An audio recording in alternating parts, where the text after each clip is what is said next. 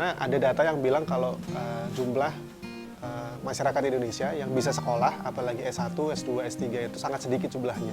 Sedangkan masyarakat kelas bawah, mereka yang juga mayoritas mereka petani yang tinggal di desa itu secara kesejahteraan masih rendah.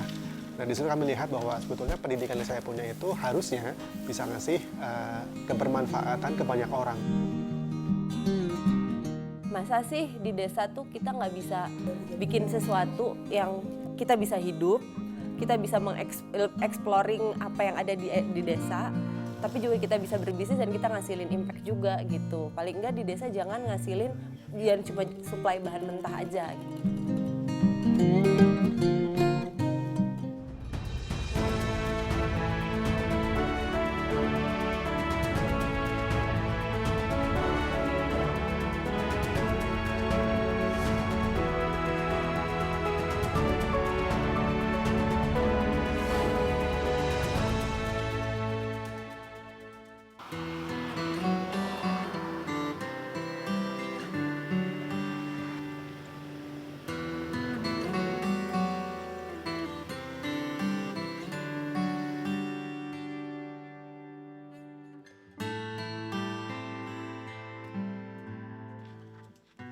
Warga Dusun Pringtali, Desa Jatimulyo, Girimulyo, Yogyakarta sudah turun-temurun melestarikan tanaman empon-empon.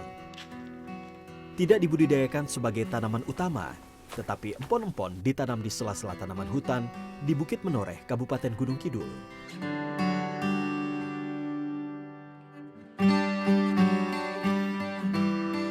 Memang di sini karena sejak dulu zaman nenek moyang, sini memang empon-empon, kunyit, termasuk yang lain-lain itu udah tidak dari nenek moyang itu banyak karena itu mengacu pada itu untuk pengobatan alami zaman dulu.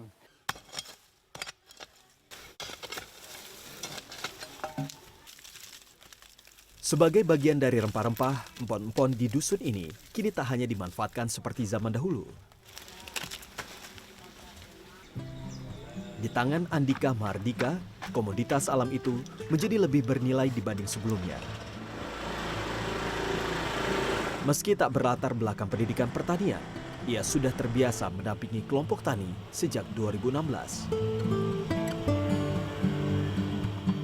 Sebagai mitra, lulusan teknik mesin ini mengajak petani meningkatkan harga jual rempah tersebut dengan cara mengubah empon-empon basah menjadi produk yang dikeringkan. Proses pengeringan dilakukan dengan menggunakan teknologi tepat guna rumah surya. Harga jual rempah pun menjadi lebih baik, bahkan bisa meningkat hingga 4 kali lipat. Sekarang lebih meningkat karena kunyit yang dikelola ini kalau 7 kilo basah jadi 1 kilo kering. Kan kalau 7 kilo basah itu kalau dijual kemarin itu cuma 14.000, kalau sekarang itu 7 kilo jadi 1 kilo kering dijual 60.000. Kerjasama tidak hanya dilakukan dengan petani di Pringtali, tetapi juga dengan 5 kelompok tani lain untuk mengolah hasil pertanian.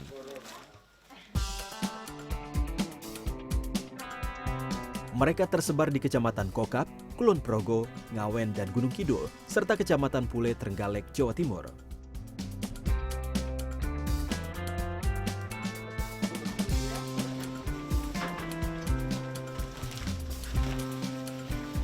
Kemitraan tersebut telah berdampak positif pada 300 lebih petani dan 50 hektar lahan. Rempah kering ini tak berakhir di sini saja.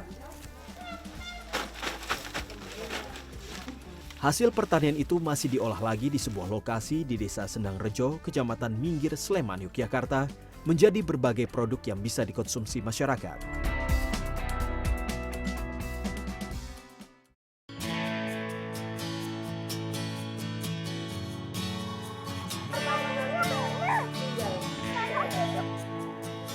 Tempat pengolahan ini bernama Agradaya.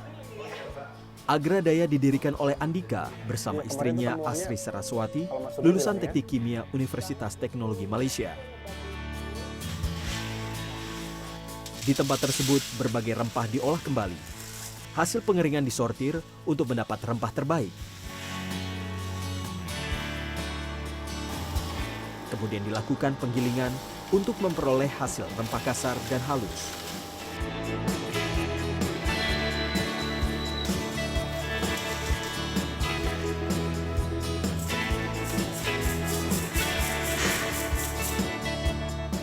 Terakhir, rempah-rempah ini akan diformulasikan hingga menjadi 12 produk dengan pengawasan produksi yang higienis. Kalau Asri lebih banyak yang sifatnya internal, saya lebih ke eksternal Mas. Asri yang bagian R&D, kemudian ngelit teman-teman produksi, saya ngelitnya teman-teman yang di Komdev kayak Mas Ganang, kemudian di marketing, kemudian yang ketemu dengan birokrasi seperti pemerintah atau pihak swasta, nah itu saya yang banyak terlibat. Kalau di awal Agradaya, aku tuh lebih kayak dalam tanda kutip tikus labnya. Jadi dulu aku inget banget petani itu punya kunyit, temulawak banyak banget kan. Andika waktu itu cuma bilang kayak gini, ini kalau kita nggak bersiap untuk ngelempar dan ngolah hasilnya petani, setelah program pelatihan, kita akan bingung waktu itu. Pesan pemberdayaan masyarakat desa tak berhenti di rumah produksi saja, tetapi juga sampai ke tangan konsumen. Inneke misalnya, ia yang awalnya gemar mengkonsumsi produk rempah, kini memilih terlibat di garda depan dengan menjual produk dan juga menyampaikan pesan. Bukan cuman sekedar jualan produk dan dapat duit gitu, tapi bagaimana ternyata nilai-nilai di belakang itu tuh ada pemberdayaan masyarakat, kemudian usaha-usaha yang sebenarnya melibatkan banyak orang. Salah satunya itu adalah dengan petani-petaninya gitu, karena mungkin di situ saya jadi beneran sadar sebagai konsumen gitu, konsumen bahwa produk saya itu dari mana, terus untungnya itu tuh buat siapa gitu. Kerjaan yang dulu kalau di sawah itu ya capek lah Mas, kulit nambah hitam, walaupun uangnya lebih besar, tapi kalau di sini ya sedengan lah Mas ya, tapi kulitnya kuning itulah, nggak hitam. Tambah cantik ya? Iya, tambah cantik menurut Mas ya.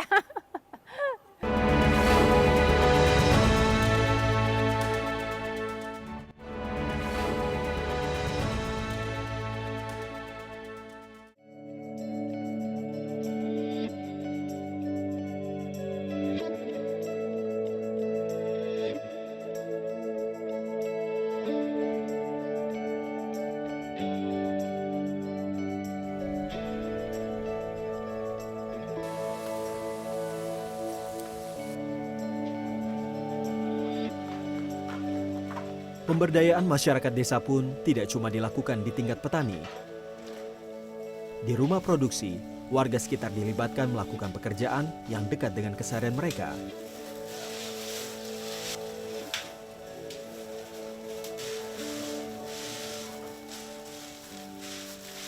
Kerjaan yang dulu kalau di sawah itu ya capek lah Mas, kulit nambah hitam, walaupun uangnya lebih besar, tapi kalau di sini ya sedengan lah Mas ya, tapi kulitnya kuning itulah, nggak hitam. Tambah cantik ya? Iya, tambah cantik menurut Mas ya.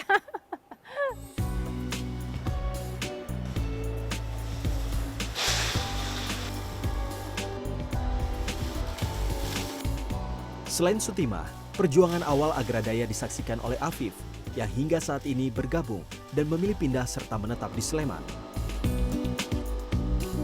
Bersama keluarga, ia berhijrah dari pekerjaan sebelumnya sebagai penyadap karet di Sumatera.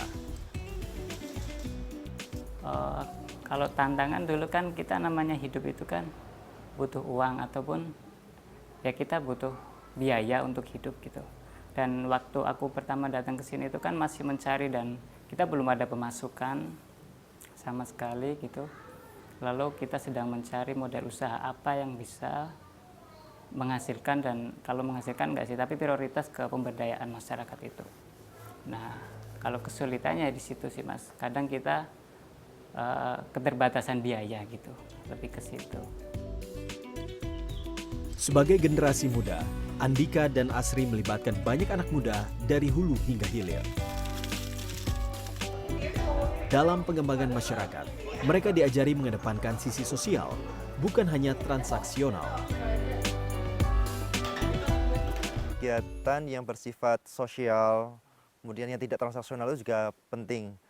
Nah, hal itu semacam kita ada kegiatan pelatihan untuk petani dalam budidaya, kemudian kita mencoba untuk pendekatan proses pasca panen. Jadi di situ tidak ada kegiatan transaksional. Di situ kita mencoba untuk bagaimana petani ini bisa meningkatkan kapasitas dalam budidaya dan proses pasca panen. Di sini, anak-anak muda yang bergabung dengan Andika dan Asri punya idealisme yang sama. Inginnya kan juga lebih sustainable secara lingkungan juga kan, kayak penggunaan kemasan, kemudian penggunaan solar dryer seperti itu. Jadi dia itu punya pertimbangan untuk menjadi lebih baik untuk bumi pun untuk manusia, dalam hal ini petani, dan juga hasilnya kan kualitasnya bagus tuh. Itu ada keberpihakan untuk konsumen juga. Ya aku bisa membantu mereka dengan share yang aku punya, terus habis itu mereka sendiri dari misalnya pendapatan kunyitnya per kilogram bisa jadi naik, kan itu kan kayak sesuatu hal yang baru buat mereka gitu kan, yang harapannya dari kita kan juga bisa membuat mereka tuh naik income-nya kayak gitu-gitu kan. Jadi di situ aku ngerasa kayak udah nih, kenapa nggak di sini aja sih, kan udah cocok nih teknologi panganku, bisa kepake ilmunya. Aku belajar kuliah selama hampir 4 tahun aku belajar, terus di sisi lain idealismeku tercapai. Kenyamanan adalah kata kunci yang diakui semua orang yang terlibat di Agradaya. Hubungan antar manusia sebagai mitra lebih dikedepankan daripada hubungan atasan dan bawahan.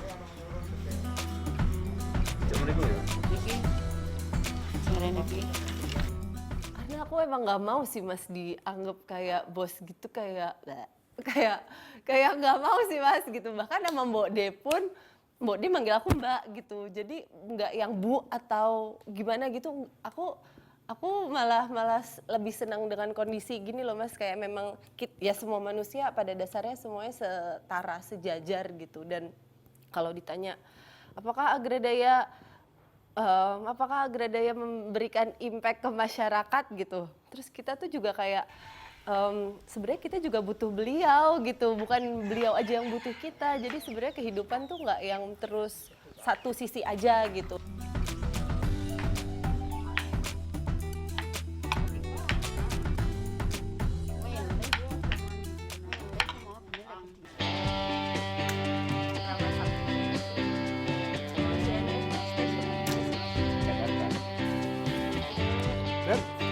Aduh.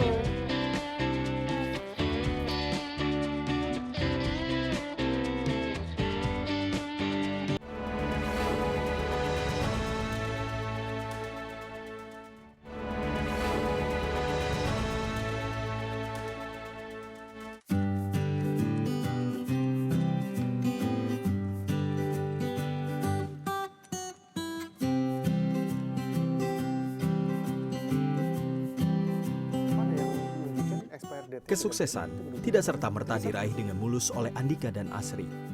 Mereka harus menghadapi jalan terjal, kegagalan, dan hambatan.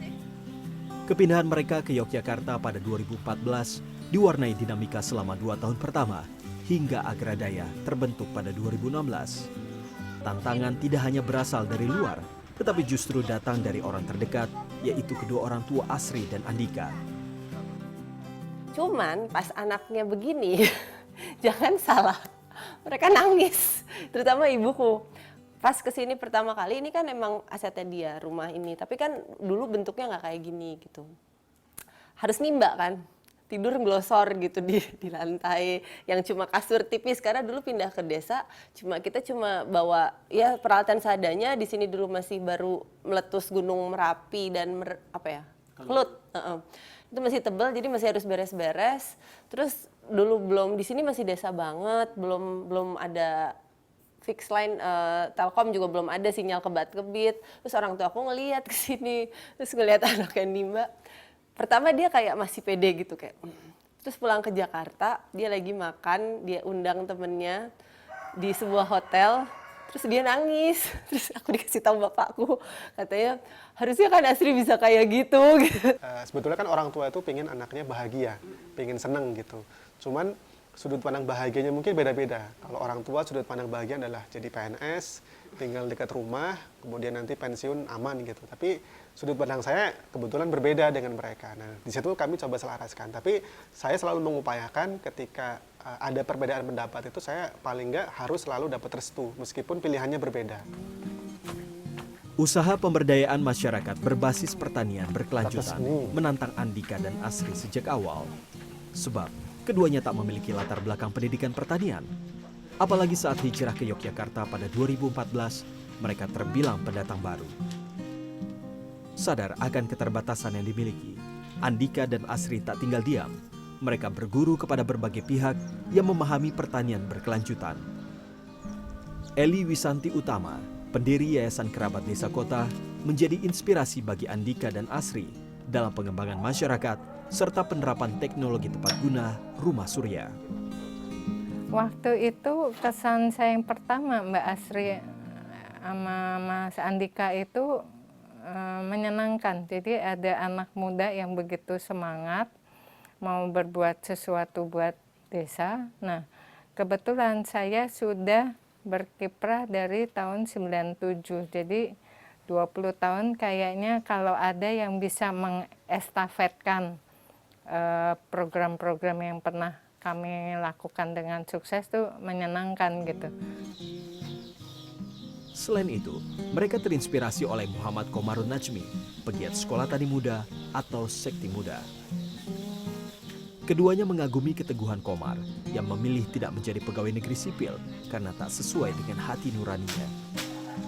Komar menentukan jalan sendiri dengan mendirikan Sekolah Tani Muda yang mengajak petani mandiri dan bertani secara alami. Bagi Komar yang mengikuti perkembangan Andika dan Asri sejak awal, dua sejoli ini memberi inspirasi bagi anak muda lain. Ketika mereka bisa tetap konsisten dalam hal itu, artinya dalam mereka merencanakan kegiatan itu berdasarkan data, dan data itu benar-benar mereka ambil dari posisi di real yang ada di lapangan, dan kemudian yang dilakukan itu adalah memberikan solusi dari permasalahan yang ada di lapangan. Nah, dalam proses untuk menemukan solusi itu tetap seperti sekarang melibatkan banyak pihak yang terkait. Tentu saya bisa berharap mereka akan bisa jadi satu model pengembangan pertanian di kita ke depan.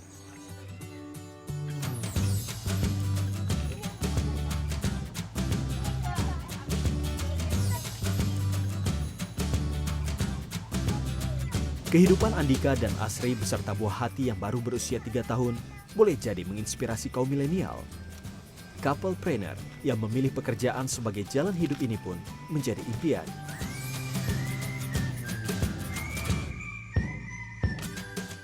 Keren banget. Ya keren banget sih. Yang pertama dulu pas sebelum aku gabung di sini ya, kayak aku ngelihat mereka tuh aduh kayak pasangan idaman yang idaman banget gitu loh, kayak suami istri di desa dan membangun bisnis bareng yang mereka mengusahakan itu baik untuk bumi dan manusia gitu loh. Jadi wah itu kan susah banget gitu loh. Jadi aku ngeliat mereka ya keren banget gitu. Jadi aku ngerasa anak-anak muda zaman sekarang tuh kan sering semangatnya tuh gede banget kan buat dia menggebu-gebu banget, ya kenapa nggak direalisasiin gitu loh. Dan menurutku ini salah satu bentuk yang nyata banget gitu yang mereka akhirnya tinggal di desa gitu. Jadi nggak cuman pingin aja tapi bener-bener diwujudkan gitu. Menurutku ya out of the box idea aja. Meski banyak diapresiasi, Asri dan Andika menyebut panggilan hati ini tak akan berakhir di sini. Beb, makan dulu. Keduanya masih sangat berharap semakin banyak petani yang berkolaborasi demi masa depan pertanian yang berkelanjutan. Aku nggak pernah ngelihat tempat ekstraksi di Indonesia yang kalau di Kalau di luar negeri itu ada kayak distillery kecil-kecil punya warga, penyulingan bunga apa gitu, penyulingan mungkin di sini ada gitu, tapi cengkeh aja gitu. Dan abis itu mereka mainnya sama trader-trader gede. Aku tuh kebayangnya ada distillery, nggak harus distillery sih, tapi kayak tempat processing pengeringan sampai ke levelnya pengolahan ini bisa sampai ke ekstraksi, tapi di desa dan ada showroomnya sendiri dan itu di desa juga gitu. Dan kami masih punya impian untuk bisa melibatkan mitra petani di luar Jawa, seperti daerah terutama timur, kemudian Sulawesi, daerah Maluku gitu sih Mas. Jadi impian kami dan tidak hanya nanti di rempah biofarmaka saja atau empon-empon. Jadi kayak termasuk kami lagi pelan-pelan ke kemukus, ke cengkeh. Di situ kan sebetulnya lagi-lagi potensi sumber daya alam tuh banyak. Nah, impian kami yang rempah-rempah ini yang ada di masyarakat secara soul atau jiwa masih seperti yang sekarang, tapi kami berharap bisa melibatkan mitra lebih banyak di luar Jawa terutama di daerah timur.